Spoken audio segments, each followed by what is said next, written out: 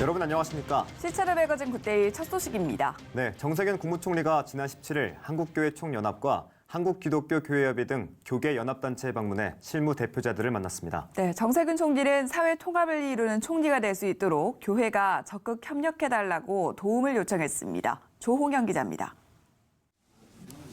정세균 국무총리를 만난 교계 연합단체 대표자들은 앞으로 새 총리의 행보에 기대와 당부의 인사를 전했습니다. 김태영 한교총 공동대표회장은 정세균 총리에게 엄중한 시대, 국민을 위한 포용 정책을 기대한다고 밝혔습니다. 지금 엄중한 시기에 또 국가에 아주 중차대한 직분을 맡기 때문에 국민들의 마음을 따뜻하게 해주실 수 있겠다 기대를 걸고 포용 정치를 기대하겠습니다.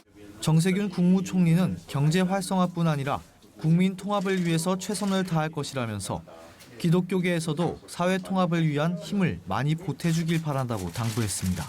어떻게든 좀 경제를 활성화해야 되겠다는 것에 더해서 국민들이 좀 통합을 해야지 이렇게 분열해서는 안 되지 않겠냐 그런 생각을 갖고 기독교에서도 사회 통합을 위해서 좀 힘을 많이 보태주셨으면 하는 바람을 말씀드리면서 저도 하여튼 최선을 다해서 사회 통합이 이루어지고 그래서 국민들이 좀 마음이 편안하시도록 최선을 다해서 노력하겠습니다.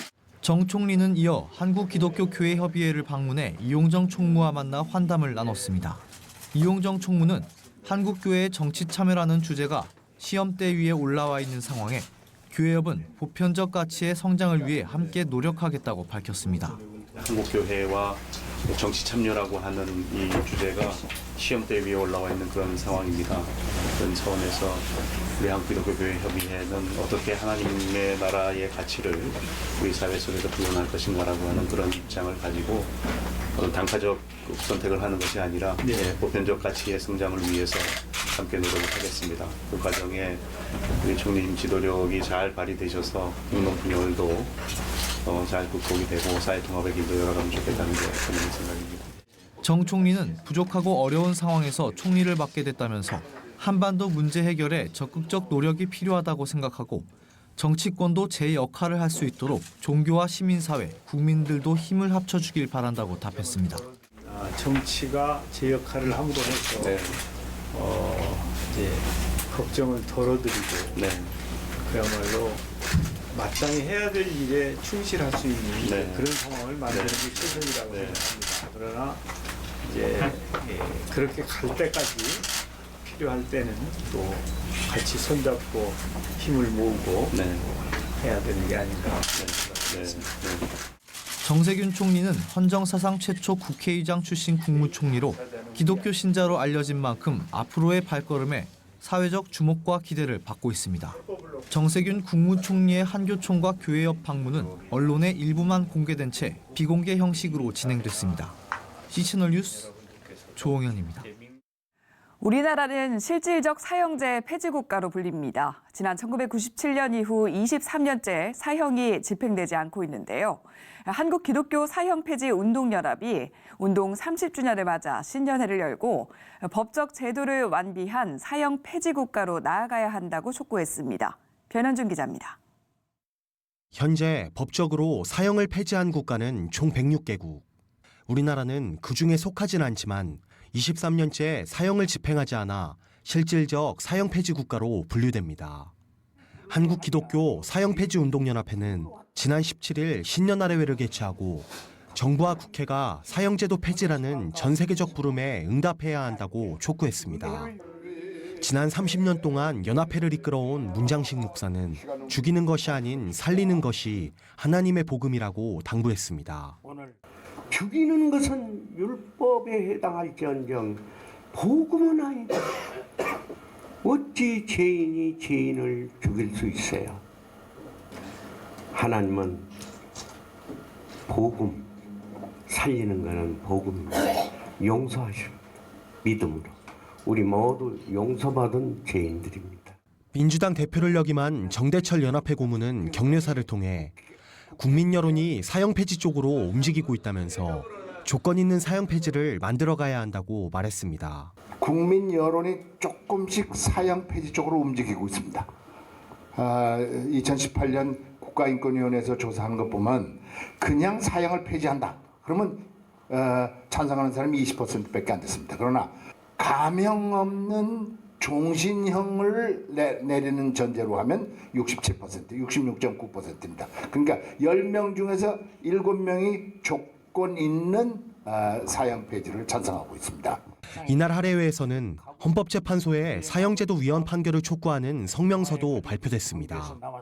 성명서에는 현재 제기된 사형제도 관련 헌법소원에 대해 민주주의와 인권에 입각한 현명한 결정을 내려달라는 내용이 담겨 있습니다. 연합회는 해당 성명서를 정부와 국회, 헌법재판소에 제출할 것이라고 밝혀 사형제도 관련 판결 여부에 귀추가 주목되고 있습니다. 시채널 뉴스 변현준입니다. 이용정 한국기독교교회협의회 총무가 지난 18일 기자들과 만나 2020년 한 해 NCCK에 나아갈 방향을 공유했습니다. 이용정 총무는 한국 사회와 한반도 주변 정세가 소용돌이치는 국면에 있지만 그리스도인은 하나님이 주시는 희망을 발견해야 한다면서 희망을 약속의 말씀으로 믿고 나아가자고 밝혔습니다.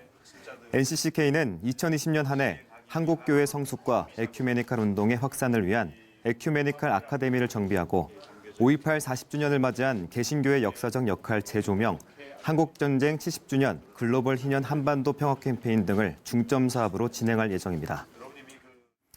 대한예수교장로회 합동총회가 교단과 교회의 영성을 강화하고 역동적인 복음 사명을 감당하겠다는 취지로 지난 13일부터 한 주간 전국 직분자 금식기도회를 진행했습니다. 13일 첫날 목회자와 신학생을 중심으로 금식기도회를 연 예장합동총회는 장로와 집사, 권사, 주일학교 교사를 순서로 나흘에 걸쳐 기도회를 이어갔습니다. 넷째 날 기도회에서 말씀을 전한 원주 중부교회 김미열 목사는 사람에게 기쁨을 구하면 우리가 그리스도인의 종이 아니라면서 환경과 사람을 보지 말고 주님의 말씀을 따라서 나아가야 한다고 당부했습니다. 하나님 나라의 일꾼으로 우리 자녀들을 세워야 됩니다. 하나님의 사람으로 세우는 구원으로 불러줄 뿐만 아니라 복음을 전해서 예수를 믿게 할 뿐만 아니라 예수 믿은 아이로서 예수를 위해 살도록 하는 일꾼으로 세워야 됩니다. 예장합동총회는 총회 영성회복기도 운동본부를 세워 이번 금식기도회를 시작으로 영성회복 운동을 전국 교회로 확산시켜 나가겠다고 밝혔습니다.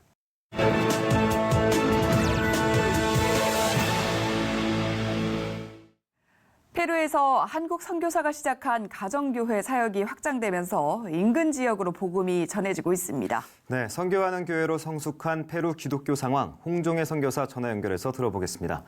네, 선교사님, 페루 기독교 상황 그리고 새해를 시작한 페루의 모습부터 전해주시죠. 페루의 기독교는 보통은 성장하고 있는 추세긴 하지만요. 한 가지 문제는 지금 신학교로 인가받은 그런 신학대학교들이나 신학교들이 많이 문을 닫고 있어서 그게 좀 굉장히 큰 문제예요. 왜냐하면 나라에서 이제 조금 규정을 굉장히 강화시키고 있어서 대학교로 인정받은 신학교가 있었는데 그 신학교도 이제 문을 닫아야 될 형편이고 또 한 신학교 오순절 신학교도 문을 닫고 뭐 이런 형편이라서 이곳에서 이제 신학교를 공부하려고 하는 그런 성도들이 조금 문제가 되는 그런 상황에 있죠. 페루의 지금 전반적인 그 상황은 작년에 국회가 해산됐어요. 국회가 해산되고 대통령이었던 분이 물러나고 부통령이 되면서 국회에서는 대통령이 하려고 하는 모든 정책마다 반대를 해대고 그러니까 국회를 해산시켜버렸거든요. 그러고 나서 이제 1월 26일 날 선거가 있어요. 국회의원 선거가 있어요. 그래서 온 거리는 지금 뭐 선거 포스터로 한창 도배가 돼 있고 그리고 여기는 여름이기 때문에 한여름이에요. 그리고 그래서 사람들이 모두 다 주말이면은 해변으로 가고 뭐 먹고 마시고 하는 그런 풍경들이 많이 있죠. 새해 풍경이 제가 가장 적응이 안 되는 풍경 중에 하나예요. 여기 선교지에 와서.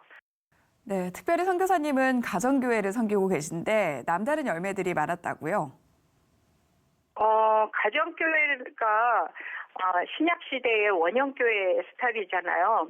그 가정교회를 통하여서 가장 좋은 점, 가장 성과라고 볼 수 있는 것은 평신도들이 제자로 잘 양육되어져서 평신도들이 일꾼들이 굉장히 많이 나왔다는 것이에요. 그래서 이제 평신도들이 지도자로 사역자로 잘 세워지니까는 교회에서 많은 사역들을 할 수 있게 되고 또 그걸 통하여서 또 많은 영혼들이 구원되는 그리고 제자들이 양육되는 이 가정교회가 될까 좀 처음에는 그런 어떤 의심의 마음도 있었는데 이제 10년 정도 지나고 나니까는 선교지에서도 되는 형태구나 하는 것을 저희들이 입증했거든요. 그래서 많은 일꾼들이 있다는 거.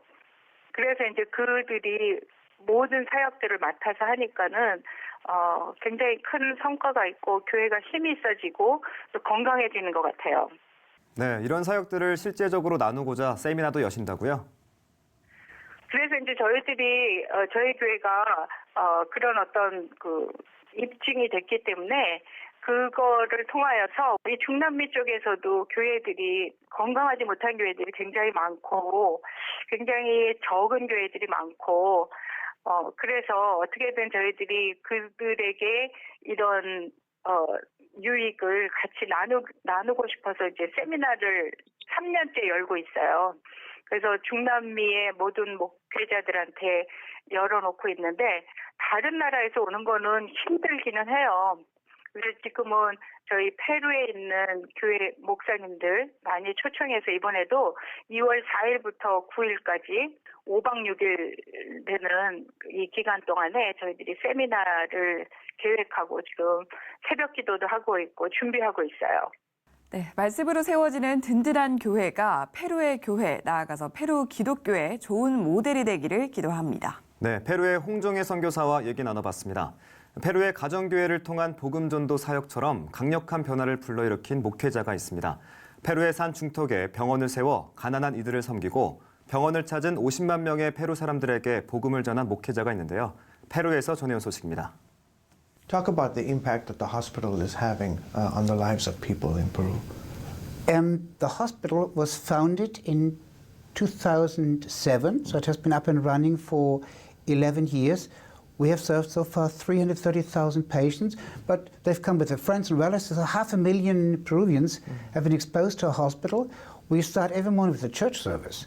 So we have celebrated 3,000 church services, and 500,000 Peruvians have listened to the story of the cross of Christ, the empty tomb, hope in eternal life. And we have served the poor, almost all of the patients. Let's say at least 80% are poor people, Quechua people, descendant of the Incas. They live under conditions very miserable. Many have no running water, no electricity. And they come to a hospital that has equipment you have right here in Virginia Beach or in Washington or in Orlando, very modern hospital. How many people have accepted Christ walking through the facilities? I can't quote you exact numbers, but we have 2 pastors, full employed. We know that 500,000 Peruvians have listened to the message of the gospel. Were there times where you weren't sure how it was all going to come together? We are scared every day. We are scared. We have got so many problems, always. Looking back, we see how God protected us, how He provided. It's a miracle story, a long line of special events that are even convincing to agnostics and atheists that, yeah, there must be a higher power. But looking forward and seeing the problems, we went, oh dear, how can we solve this? Looking back, yes, we have seen God has been very faithful. So we can proclaim this. But looking forward, what will happen next year, even next month, we shiver, we tremble with fear. And that has been my life. So I look forward and say, please God, don't let me down. And many times, I tell you, I'm sitting at home and I've written 2 books, and I read my books. And my wife walks in and says, he's reading his book again. And he starts laughing. But when I read my books, I know every number is correct. This has been what happened. I've been eyewitness to it. So have others.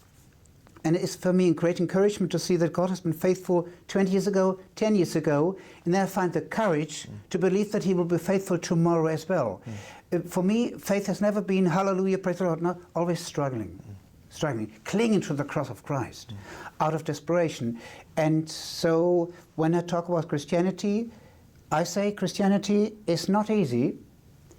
It means everything. You have to give everything, your life, your money, your time. You have to sweat, you're in tears.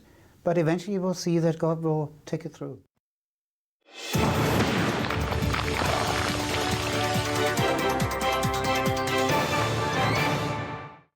북한 관련 소식으로 함께합니다. 고려대학교 남성욱 교수 나오셨습니다. 교수님 어서 오세요. 안녕하십니까. 안녕하십니까 교수님.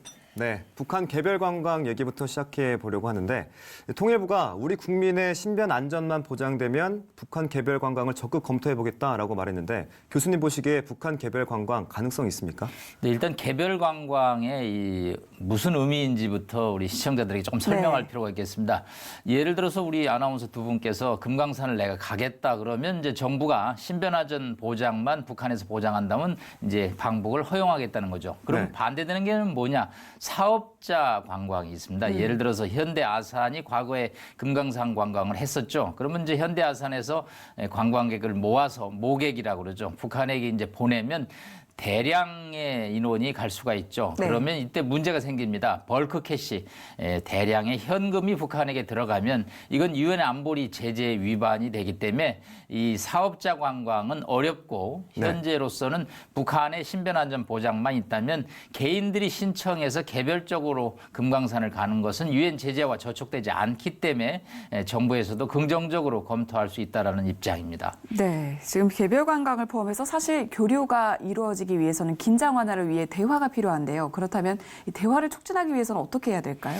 네, 현재로서 대화가 조금 막혀 있는 상태죠. 지난해 사실 문재인 대통령이 많은 노력을 했지만 일단 북한으로부터 많은 비난과 막말을 들은 상태입니다.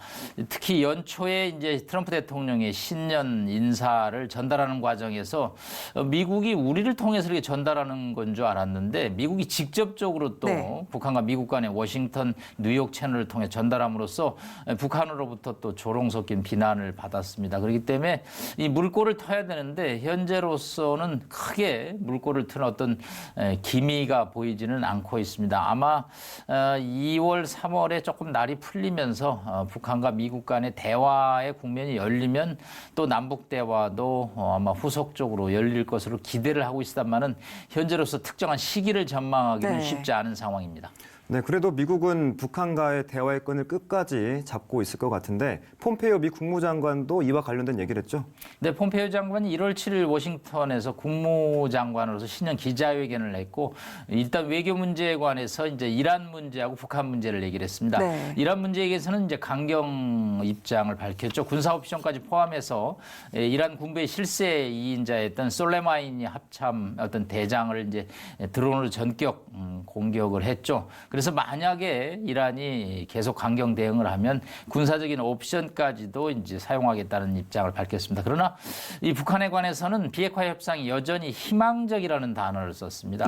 사실 미국 입장에서는 이란과 북한을 동시에 두 개 전선에서 대립하기는 어렵겠죠. 그러니까 이란은 좀 강경 대응하고 북한은 일단 관리 유화적인 모드로 가겠다는 입장입니다. 일단 트럼프 대통령 입장에서는 11월 첫째 주에 있는 미국 대선 때까지 북한 문제를 본인이 관리했다라는 지금 선거 공약 운동 캠페인을 하고 있습니다. 그렇기 때문에 북한이 만약에 핵과 미사일로 다시 도발을 하면 본인의 어떤 재선 공약에 한계가 있죠. 그렇기 때문에 북한을 이제 적절하게 관리하는 정책을 지금 유연하게 구사하고 있는 것으로 보입니다. 네, 이런 여러 가지 흐름들을 북한도 참 꼼꼼히 읽고 있을 텐데 이런 가운데 지금 북한이 외무상을 리선권으로 교체를 했잖아요. 대표적으로 대남 라인을 관리했던 인물인데 이렇게 교체한 건 좀 파격적으로 받아들여지고 있죠. 네, 이성곤은 뭐 저희로서는 이렇게 그렇게 유쾌하지는 않은 인물입니다. 군부 출신이죠. 그리고 김영철 라인으로 보고 있습니다. 통전부장이었던. 조평통 지금 이제 의장을 했는데 이번에 인사해서 일단 외무상을 맡았습니다. 네. 저희로서는 이제 평양에 재벌 기업인들이 갔을 때 만찬장에서 냉면이 목구멍으로 넘어가냐는 거친 발언을 해서 우리로서는 인상이 썩 좋지는 않습니다. 과거 남북 대화에도 많이 나왔던 사람이죠. 그러면 이용호, 이수용으로 이어지는 기존 외무상들이 물러나고 이 리성권이 등장한 것은 무슨 의미일까? 네.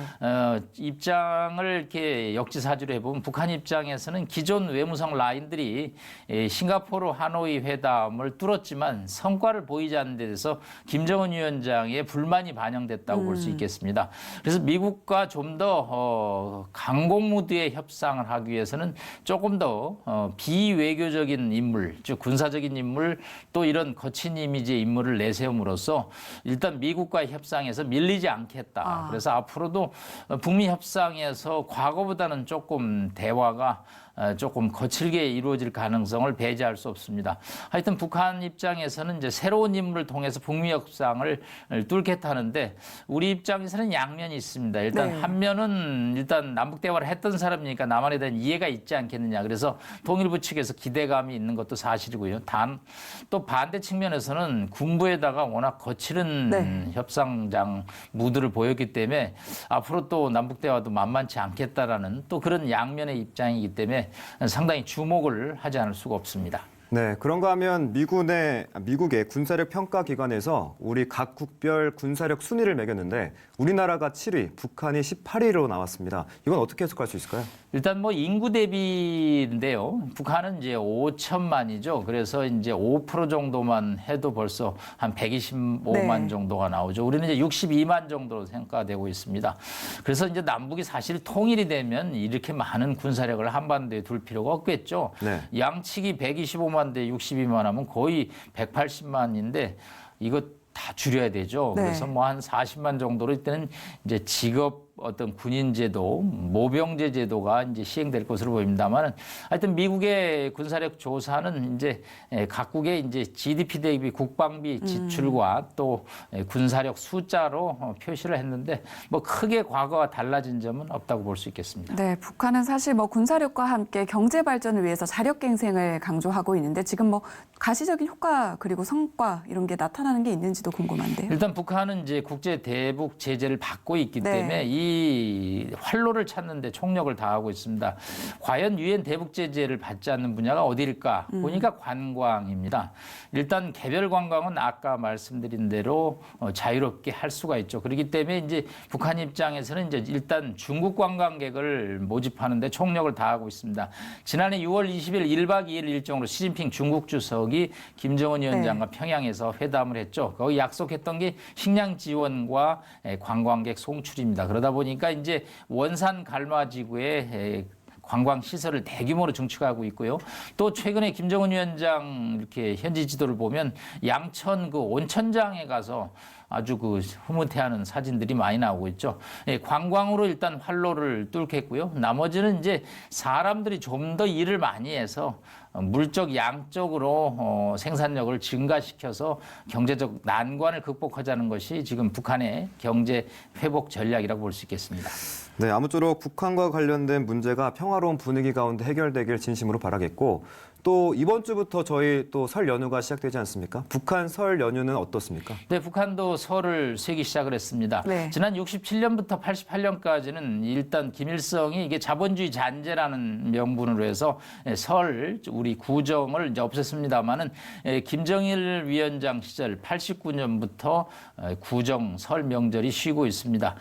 뭐 하루 정도 일단 쉬고 있는데 최근 들어서는 이제 북한 고위층에서는 남한의 어떤 분위기를 또 모방해서 뭐 왕래도 하고 선물도 주고받고 또 세배도 한다는 풍습까지 새로 생겼다고 합니다. 하여튼 이 구정을 북한도 좀 제대로 쇠해서 이 남북한이 명절을 통해서 하나가 되는 그런 계기가 됐으면 좋겠습니다. 네, 가족과 함께하는 따뜻한 선 명절처럼 남북 관계 그리고 더 나아가서 한반도에도 따뜻한 평화가 밀려오기를 함께 기도하겠습니다.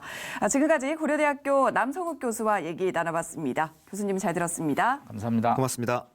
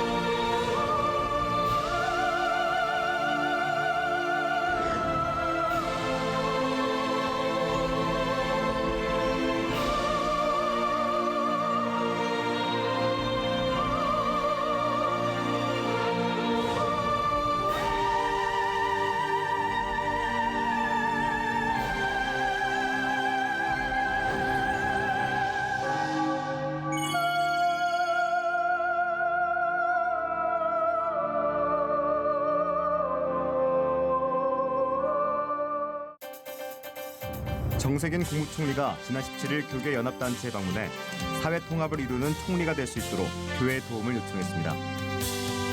한국기독교 사형폐지운동연합이 운동 30주년을 맞아 신년회를 열고 법적 제도를 완비한 사형폐지 국가로 나아가야 한다고 촉구했습니다. 이용정 한국기독교교회협의회 총무가 지난 18일 기자들과 만나 2020년 한 해 NCCK에 나아갈 방향을 공유했습니다. 대한예수교장로회 합동총회가 지난 13일부터 한 주간 전국 직분자 금식기도회를 진행했습니다.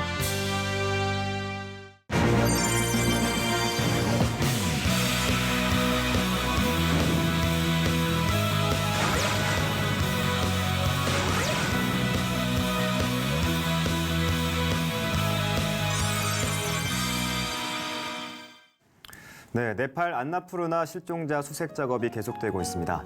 날씨가 좋았던 게 오히려 방심하게 만든 요인이 됐다고 하는데요. 네, 설 연휴를 앞두고 있는데 여행 중 안전사고에 각별히 주의하셔야겠고요. 모쪼록 실종자 수색 작업이 안전하게 진행될 수 있기를 기도하겠습니다. 네, 시채널 매거진 굿데이 오늘 순서는 여기까지입니다. 시청해주신 여러분 고맙습니다.